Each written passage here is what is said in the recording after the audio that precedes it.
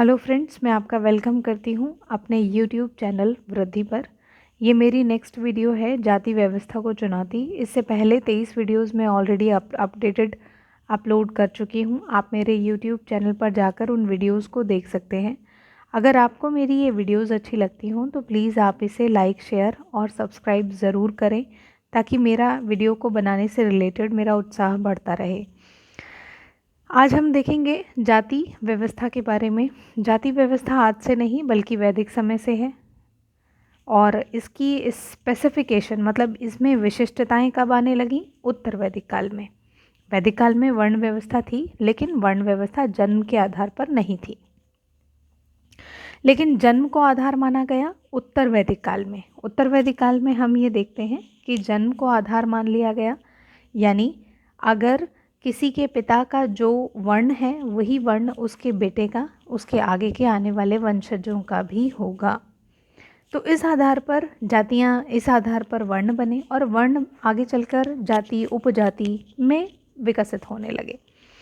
जैसे ही हम आते हैं 19वीं शताब्दी में, देखते हैं ब्रिटिश समयकाल में देखते हैं, तो हम यहाँ देखते हैं कि बहुत सारी जातियाँ हैं, और ये कुछ ऐसी जातियां हैं जिनका उन्मूलन किया गया। मतलब इन जातियों को बहुत निचले स्तर पर रखा गया। किन्हीं ने इन्हें निम्न जाति कहा, किन्हीं जगहों पर इन्हें अछूत कहा गया, किन्हीं जगहों पर इन्हें शूद्र कहा गया। तो इस तरह से अलग अलग इनके नाम दे दिए गए। अब हम ये देखते हैं कि आखिर जाति व्यवस्था में सुधार की आवश्यकता इतने बड़े लेवल पर क्यों होने लगी। ये सारी ही चीज़ें शुरू हुई ब्रिटिश काल से, यानी ब्रिटिश ईस्ट इंडिया कंपनी जब भारत में आई। भारत में आने के बाद जब जिस समय में उसने अपनी तरीके से भारत का एक्सप्लॉइटेशन करना शुरू किया, औपनिवेशीकरण करना शुरू किया, उसके बाद एक महान क्रांति हुई थी 1857 का विद्रोह। ये एक महान क्रांति थी। पहली बार इतने बड़े लेवल पर एक तरह से इतने बड़े लेवल पर लोगों ने हर तरफ से ईस्ट इंडिया कंपनी का विरोध किया, जिसके बाद पूरा शासन प्रक्रिया ही बदल गई। शासन जो था वो सीधा महारानी विक्टोरिया के हाथों में आ गया, और ये समय था 1858 का। इसके बाद जो गवर्नर जनरल हुआ करते थे पहले ईस्ट इंडिया कंपनी में, अब वो पद बदल कर वाइसरॉय कर दिया गया। इसी तरह के और भी कई बदलाव आने लगे। लेकिन इससे भी ज़्यादा बदलाव क्या आने लगा? इससे ज़्यादा बदलाव था समाज के अंदर जो गहरी जड़ें थी, जो जर्जर जड़ें थीं, उनमें भी बदलाव आना शुरू हुआ। ये जड़ें थीं जाति व्यवस्था से संबंधित। ये जड़ें थीं महिलाओं से संबंधित, जो महिलाओं की दयनीय दशा थी उससे संबंधित। तो आज हम यहाँ पढ़ेंगे जाति उन्मूलन के बारे में। बेसिकली जितने समाज सुधारकों का जिक्र हमने महिला का जो सुधार आंदोलन था उनमें किया था, तो उनमें से कुछ का यहाँ पे बार बार वर्णन किया जाएगा। तो हम बात करते हैं कि कई ऐसे लोगों की जो जाति आधारित समाज व्यवस्था थी ना, इसमें जो लोगों के साथ अन्याय हो रहा था, ये लोग अन्याय के विरुद्ध थे। अब इसमें ये नहीं था कि इसमें निचली जाति के ही लोग हैं जो अन्याय के विरुद्ध थे, इसमें बहुत सारे उच्च जाति के लोग भी थे जो अन्याय के विरुद्ध थे। तो यहाँ से हम शुरू करते हैं कि जाति उन्मूलन की शुरुआत में किसी काम को किया गया, वो राजा राम मोहन रॉय के समय से ही किया गया। राजा राम मोहन रॉय के समय में जो उन्होंने अपना ब्रह्म समाज बनाया था, ब्रह्मो समाज जो उन्होंने अपना बनाया था, उस ब्रह्मो समाज में महिलाओं की स्थिति सुधार से संबंधित और जाति व्यवस्था उन्मूलन से संबंधित बहुत सारे प्रावधान किए गए, बहुत सारे चेंजेस लाने की कोशिश की गई। लेकिन जाति उन्मूलन से संबंधित 1840 में बम्बई में परमहंस मंडली बनी। इस मंडली में इसकी खास बात क्या थी? इसमें बहुत सारे उच्च जाति के लोग थे, इसमें बहुत सारे उच्च जाति के लोग शामिल थे, और वो ये चाहते थे कि जाति व्यवस्था बदले। क्यों चाहते थे? क्योंकि वो एक्चुअली गहराई से समाज में परिवर्तन की इच्छा रखते थे। इसलिए उच्च जाति के लोग भी इसमें शामिल थे, और वो बार बार उन चीज़ों को कोशिश करते थे करने की जो समाज में बहुत कट्टरपंथी तरीके से लगाए गए थे। जैसे शूद्रों के पास नहीं जाना, उन्हें नहीं छूना। तो ये लोग, इस जाति के लोग ज़बरदस्ती ये काम करते थे, वो जाते थे वहाँ पर, वो उन्हें छूते थे, वो उनके साथ बैठकर खाना खाते थे, जिससे कि उच्च जाति के बाकी लोगों को बुरा लगता था, लेकिन वो ऐसा काम करते थे क्योंकि वो समाज में परिवर्तन लाना चाहते थे। अब हम ये देखते हैं कि इस समय निचली जाति, अब निचली जाति का अर्थ इसी बात से समझ लीजिए, निचली जाति को स्पेशली मैंने एक कॉमा में किया है, सिंगल कॉमा में। तो निचली जाति के जो लोग होते थे, अब धीरे धीरे उनके लिए स्कूल खोले गए। ये स्कूल इन्हीं उच्च जाति के लोगों ने भी खोले थे, मतलब बड़े लेवल पर स्कूल खोले गए जिसमें उच्च जाति के लोग भी थे, जिन्होंने स्कूल खोलने में अहम भूमिका अदा की थी। पर ऐसा क्यों हुआ? क्या कोई बहुत बड़ा कारण था? हाँ, बहुत बड़ा कारण था। हम अगर भारत का समाज देखें तो वो ग्रामीण था, गांव का एक समाज था, ग्रामीण प्रधान समाज था, गांव में रहता था, बहुत बड़ी जनसंख्या, आबादी अभी भी गांव में रहती है। लेकिन जैसे जैसे मुगल्स भारत में आए, शहरीकरण का विकास हुआ, शहर बने, गांव शहर से थोड़ा सा अलग हुए, शहरों की प्रक्रिया अलग बनी, गांव की प्रक्रिया अलग बनी।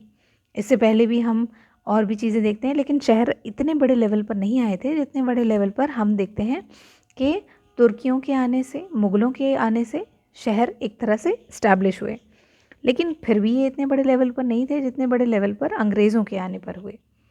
अब क्या हुआ कि जैसा कि हम जानते हैं कि गांव में तो मज़दूर हुआ करते थे, मज़दूर होते थे, ज़मींदार होते थे, ताल्लुकदार होते थे, ठेकेदार होते थे, ये जितने भी लोग थे गांव में थे, ज़मीनों पर खेती कराते थे मज़दूरों से, और चावल की खेती के लिए बड़े लेवल पर मज़दूर आ जाया करते थे, और भी खेतों को बटाइया पर दे दिया करते थे, ऐसे बहुत सारे काम करते थे।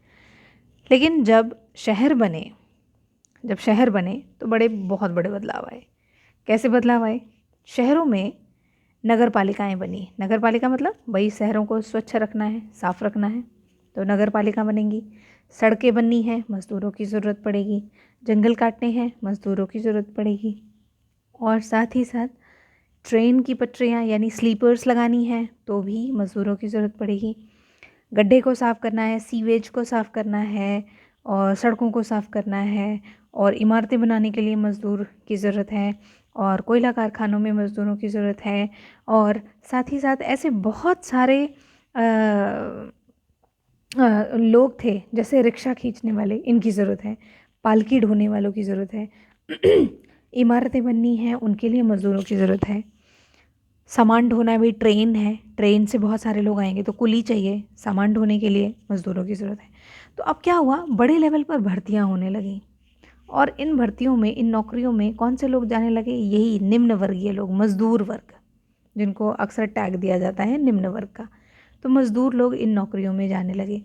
साथ ही साथ शहरों में सैनिकों की भर्ती भी हो रही थी। आप समझ पा रहे हैं कि उस समय में जो सैनिक वर्ग थे वो कुछ तो यूरोप से आते थे और कुछ भारत से ही लिए जाते थे। तो भारत के जो किसान हैं, जो मज़दूर हैं, ये भी सैनिक में भर्ती हो रहे हैं। तो अब आप देख पा रहे हैं कि कितना नवीनीकरण हो रहा है इन चीज़ों में। भले ही इनकी सैलरी कम है, भले ही इनका एक्सप्लॉयटेशन हो रहा है, लेकिन ये इन खेतों वाली नौकरी को छोड़कर ये बाहर आए हैं, कुछ करने आए हैं। इसी के साथ साथ हम यहाँ देखते हैं कि अंबेडकर जी जो थे, B.R. अम्बेडकर के पिताजी, वो भी सैनिक स्कूल के एक अध्यापक हुआ करते थे।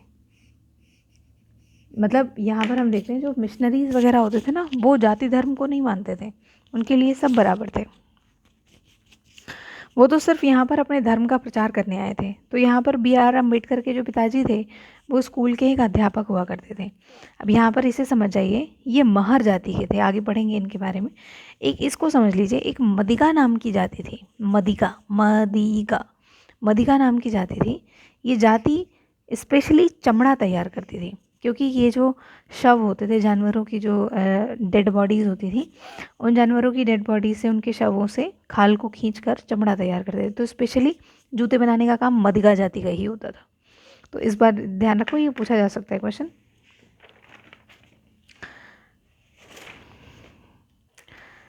तो हम यहाँ देखते हैं कि जो कुछ जनजातियाँ थी, जो उस समय में बहुत सारे ऐसे उच्च जाति के लोग थे जो आंदोलन के पक्षधर थे, जो चाहते थे कि भाई जाति जो है वो ख़त्म होनी चाहिए। साथ ही साथ कुछ गैर ब्राह्मण, गैर ब्राह्मण का मतलब ये वही निम्न जातियाँ हैं, कुछ गैर ब्राह्मण वर्ग भी ऐसे थे जो इसके बिल्कुल अगेंस्ट थे। वो तो इन सारी चीज़ों को झेल रहे थे, जैसे मैंने बताया ना परिहार, तो ये क्या कर रहे थे, ये इस जाति को झेल रहे थे। तो ये भी अपनी जाति के अंदर बहुत बड़े आंदोलन चाहते थे। इनमें कुछ आंदोलनों का जिक्र हम यहाँ पर करेंगे। ये चाहते थे कि इनमें परिवर्तन आए, इनको भी ब्राह्मण जाति के समान इनको एक समाज में दर्जा मिले। क्योंकि उस समय में क्या होता था, जो बच्चे मिशनरीज स्कूल में भी पढ़ते थे ना, उन्हें भी दूषित कहा जाता था अगर उनकी जाति निम्न हो।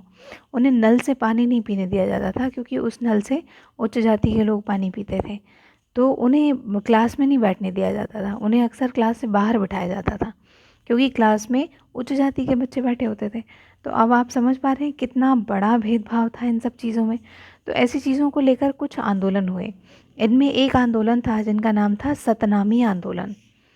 ये जो सतनामी आंदोलन था ये बेसिकली मध्य भारत में चलाया गया था, और सतनामी आंदोलन के जो नेता थे उनका नाम था घासीदास, उनका नाम था घासीदास। और ये स्पेशली चमड़े का काम करते थे। तो इन्होंने क्या किया, चमड़े का काम करने वाले लोगों को इकट्ठा किया, और ये जो भी वर्ग था, मतलब जो इनको बिल्कुल समाज से बिल्कुल बहिष्कृत रखते थे, यानी उच्च जाति के लोगों के अगेंस्ट इन्होंने काम करना शुरू किया। ये लोग इकट्ठे हो गए, इन्होंने अपने आंदोलनों को आगे बढ़ाया, इन्होंने भी समानता की मांग की। आगे चल के हम देखते हैं एक मतुआ पंथ, एक मतुआ पंथ का विद्रोह हुआ। ये विद्रोह बेसिकली पूर्वी बंगाल में था। मतुआ पंथ ये पूर्वी बंगाल में था, और ये किया गया था चंडाल काश्तकारों के द्वारा। अब ये चंडाल जो है ना, ये भी एक जाति बना दी गई थी, चांडालों की जाति। इनको अक्सर गांव से बाहर रखा जाता था।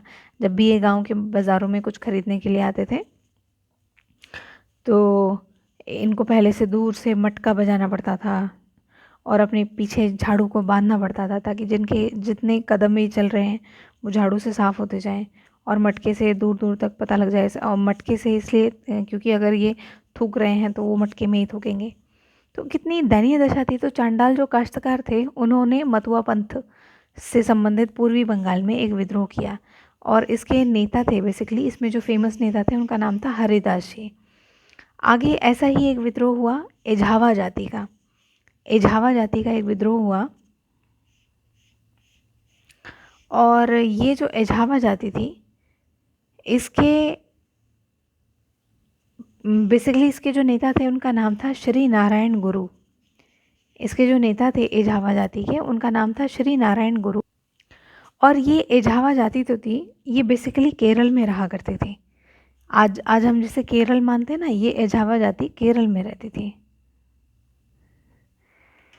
तो केरल में ये जाति रहती थी, और वहाँ पर इस एझावा जाति का नेतृत्व कर रहे थे श्री नारायण गुरु। इनका ये मानना था कि ये जो जातिगत विभिन्नताएं हैं, ये जो लोगों के बीच में जो विभिन्नताएं हैं, जो भेदभाव है, इन्होंने इस बात का विद्रोह किया, विरोध किया बेसिकली। और इन्होंने कहा, इनका एक कथन था कि ओरु जाति ओरु मतम, ओरु जाति ओरु मतम ओरु दैव्यम मनुष्यनम। का मतलब क्या है, जो मानव की जाति है उसका एक ही धर्म है और उसका एक ही ईश्वर है। यानी ओरु जाति ओरु मतम ओरु दैव्यम मनुष्यनु का मतलब जितना भी जाति है, मानव की जो जाति है, वो एक ही धर्म है और एक ही ईश्वर है। ये इनका कथन था। आगे चलकर ऐसे ही और भी बहुत सारे जो गैर ब्राह्मणवादी लोग थे, उन्होंने समय समय पर लोगों को उकसाया। किस लिए उकसाया? ताकि वो अपने सम्मान के बारे में लोगों के समक्ष चर्चा करें, ताकि वो अपने सम्मान को लेकर जागरूक हो जाएं। आगे चलकर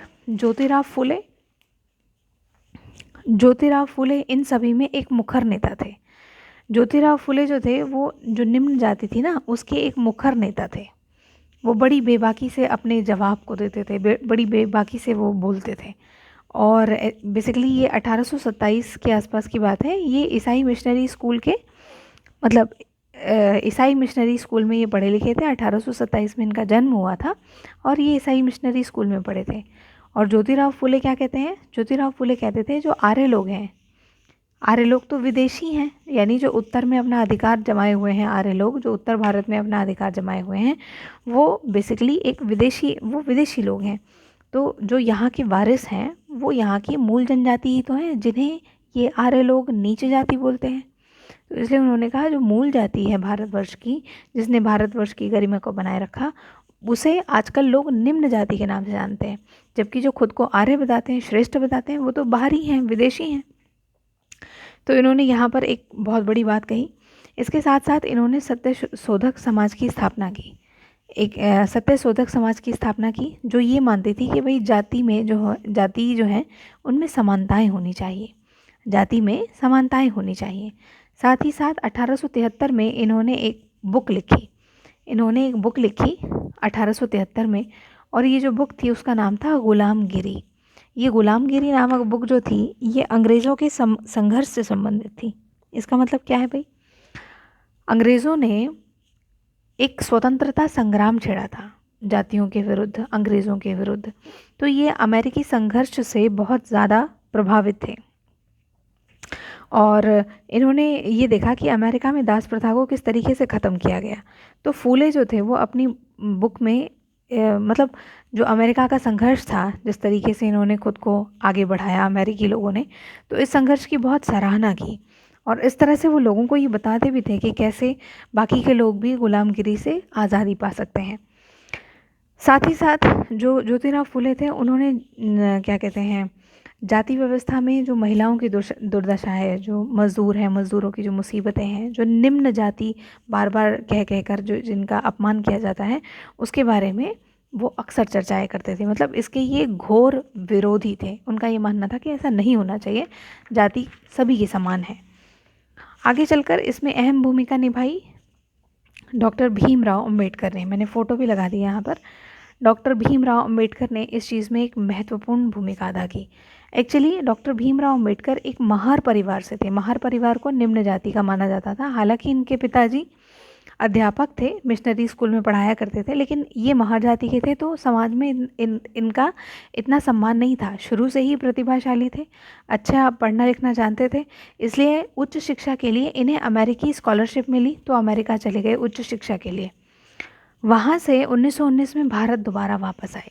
जब ये 1919 में भारत वापस आए तो इन्होंने भारत की स्थिति को देखा, क्योंकि मंदिरों में प्रवेश नहीं करने दिया जाता था। तो इन्होंने सबसे पहला अभियान ये चलाया कि इन्होंने 1927 में मंदिर में प्रवेश करने का एक अभियान चलाया, जिसमें निम्न जाति के लोग मंदिर में प्रवेश करने लगे।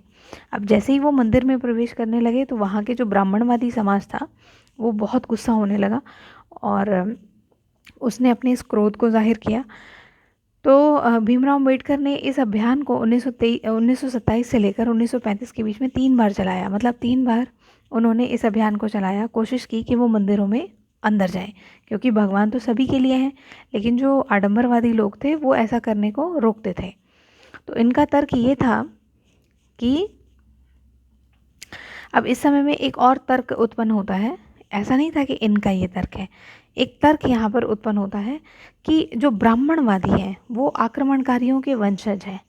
जो ब्राह्मणवादी हैं वो आक्रमणकारियों के वंशज हैं, और जो द्रविड़ हैं, द्रविड़ यानी दक्षिण के जो लोग हैं, द्रविड़ हैं, द्रविड़ों ने क्या किया, उन्होंने द्रविड़ों पर विजय हासिल कर ली। किसने विजय हासिल कर ली? ब्राह्मण आक्रमणकारियों ने इन पर विजय हासिल कर ली, जिसकी वजह से द्रविड़ों को दबाया गया है। जबकि द्रविड़ जो है वो पवित्र नस्ल है, ऐसा कुछ तर्क दिया जाने लगा। और ये तर्क बेसिकली उन लोगों की तरफ से था जो दक्षिण से बिलोंग करते थे, यानी जो भारत के साउथ इंडिया के जो लोग थे उनके साथ भी मतलब दयनीय दशा तो उनकी भी खराब थी। उनमें भी कुछ ऐसे लोग थे जो निम्न जाति के माने गए थे। तो ये जो चेंजेस आ रहे थे ये भारत के हर छोर से आ रहे थे, हर एरिया से आ रहे थे। इसी में एक नाम आता है ईवी रामास्वामी का। ईवी रामास्वामी इनका नाम पेरियार भी था, इनको पेरियार के नाम से जाना जाता था। ये संस्कृत शास्त्रों का इन्होंने बहुत सारा अध्ययन किया, मतलब संस्कृत शास्त्रों का गहन अध्ययन किया। और गहन अध्ययन के बाद इन्हें लगा कि जो मूल तमिल है, मतलब जो मूल तमिल है वो एक्चुअली में द्रविड़ संस्कृति है। द्रविड़ संस्कृति जो है ना वो मूल तमिल है। इसका मतलब क्या है, जिन्हें आज के लोग क्या समझते हैं, अछूत समझते हैं। बिल्कुल ऐसे जैसे ज्योतिराव फुले ने कहा था कि जो मूल तमिल है ना, जो अगर अस्तित्व में समझा जाए, जो रियल जो लोग हैं द्रविड़ संस्कृति के, उन्हें आजकल के लोग अछूत समझते हैं, यानी वो निम्न जाति के ही लोग हैं जो द्रविड़ संस्कृति से संबंधित है, या यूँ कहें प्योर द्रविड़ संस्कृति है, तो उसे आजकल के लोगों ने अछूत माना है। ऐसा कहना था ईवी रामास्वामी का। साथ ही साथ ईवी रामास्वामी खुद एक सन्यासी थे, निम्न वर्ग से संबंधित थे, और मैंने इनकी स्टोरी पिछले वीडियो में बताई है। आप चाहें तो आप वहाँ पर जा सकते हैं, वीडियो कंसल्ट कर सकते हैं। साथ ही साथ वेद और पुराण के ये बिल्कुल आलोचक थे। इनका मानना था कि वेद और पुराण जो हैं वो सिर्फ उच्च धर्म से संबंधित हैं और मनु के आलोचक थे। तो इस समय में कुछ और भी संगठन थे जिन्होंने समय समय पर ऐसी जातीय प्रथाओं का विरोध किया। जैसे सबसे पहले हम बात करें ब्रह्मो समाज के बारे में। ब्रह्मो समाज की स्थापना 1830 में हुई थी और इसने मूर्ति पूजा और बलि इन दोनों पर प्रहार किया। इनका मानना था कि ये दोनों नहीं होना चाहिए, ना मूर्ति पूजा ना बलि।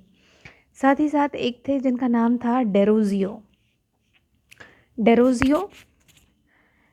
ये 1820 में ये हिंदू कॉलेज के अध्यापक बने। ये हिंदू कॉलेज बेसिकली कलकत्ता में है, तो ये हिंदू कॉलेज के अध्यापक बने और इन्होंने बंगाल मूवमेंट यानी बंगाल आंदोलन में अहम भूमिका निभाई। इनके जो स्टूडेंट्स होते थे उन्होंने बंगाल मूवमेंट में अहम भूमिका निभाई, क्योंकि इनके जो स्टूडेंट थे वो यंग इंडिया समथिंग करके एक ग्रुप में शामिल हुए थे। तो उनके स्टूडेंट इतने ज़्यादा मोटिवेटेड थे डेरोजियो से कि उन्होंने बंगाल मूवमेंट में बहुत पार्टिसिपेट किया।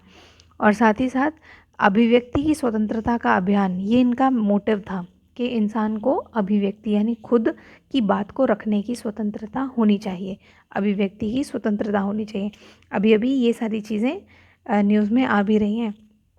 कई बार महाराष्ट्र में, कई बार किन्हीं जगहों पर ऐसा हो रहा है जहाँ पे प्रेस की स्वतंत्रता की प्रॉब्लम है, जहाँ पर इंसान खुद अपनी बात रख नहीं सकता है, क्योंकि ये एक लोकतांत्रिक देश है। तो उसी के साथ साथ यहाँ पे डेरोजियो की ये बात सबसे ज़्यादा फेमस होती है कि अभिव्यक्ति की स्वतंत्रता, उन्होंने अभिव्यक्ति की स्वतंत्रता पर बल दिया। साथ ही साथ हम यहाँ देखते हैं रामकृष्ण मिशन। रामकृष्ण मिशन ये भी ये बहुत फेमस एक ग्रुप था। रामकृष्ण मिशन के जो कह सकते हैं कि इनके जो ऑर्गेनाइज़र थे वो रामकृष्ण परमहंस, वो गुरु थे। किसके गुरु थे? स्वामी विवेकानंद जी के। आगे चल के स्वामी विवेकानंद जी ने रामकृष्ण मिशन को और आगे बढ़ाया। एक्चुअली स्वामी विवेकानंद जी का जो नाम था वो नाम था नरेंद्र नाथ दत्त। स्वामी विवेकानंद जी का जो नाम था, उनका नाम था नरेंद्र नाथ दत्त। और ये बहुत फेमस हुए। एक्चुअली ये बहुत महाज्ञानी पुरुष थे और इन्होंने ये इतने प्रतिभाशाली थे, और प्रतिभाशाली होने के साथ साथ इनके अंदर एक बहुत बढ़िया सा संतुलन भी था। प्रतिभाशाली थे, साथ ही साथ इनका बहुत अच्छा संतुलन भी था। एक बार की बात है, 1893 के आसपास की बात है, शिकागो में ये अपने विश्व धर्म संसद में लोगों ने उन्हें सुना, क्योंकि इन्होंने अपना भाषण दिया और भाषण में इन्होंने काफ़ी बातों को कहा जिनसे लोगों को लगा कि सच में जो परिवर्तन है वो आना चाहिए। मतलब लोगों ने इनको एक कहते हैं ना, एक इंटेलेक्चुअल, एक बौद्धिक ज्ञान, एक बुद्धिमान इंसान की संज्ञा दी। तो आगे चल के हम ये देखते हैं कि इस तरीके के कुछ लोग थे जिन्होंने समाज में धीरे धीरे लेकिन ड्रास्टिक परिवर्तन करने की कोशिश की।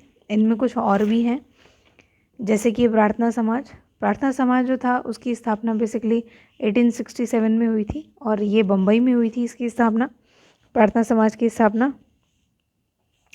इसमें भी बेसिकली बाल विवाह को समाप्त करने के बारे में बात की गई और जातीय बंधनों को समाप्त करने के बारे में बात की गई। इसके बाद एक समाज रहा जिसको बोलते हैं वेद समाज। वेद समाज की स्थापना 1864 में हुई, ये मद्रास में हुई थी। इसमें दो बातों पर फोकस किया गया, एक तो महिलाओं की स्थिति और दूसरा रूढ़िवादिता। जो रूढ़िवादिता है उसको समाप्त किया जाए, यानी ये जाति से संबंधित है। एक था सिंह सभा आंदोलन, ये बहुत इंपॉर्टेंट है, पूछा नहीं गया अभी।